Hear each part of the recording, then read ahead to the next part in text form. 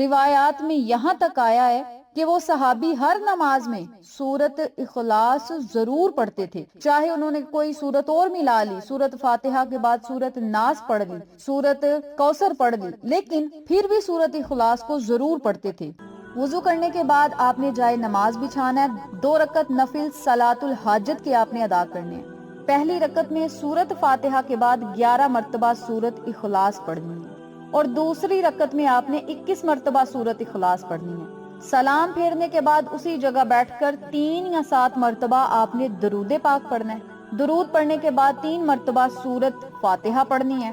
سورت فاتحہ پڑھنے کے بعد 3 مرتبہ ہی آپ نے یا ارحم الراحمین، یا ارحم الراحمین، یا ارحم الراحمین کا ورد کرنا ہے، کیونکہ جب بندہ 3 مرتبہ یا ارحم الراحمین کہتا ہے تو فرشتے اس بندے کی طرف متوجہ ہو جاتے ہیں اور کہتے ہیں مانگ جو مانگنا ہے، اللہ کی رحمت تیری طرف متوجہ ہے، تو مانگ جو مانگے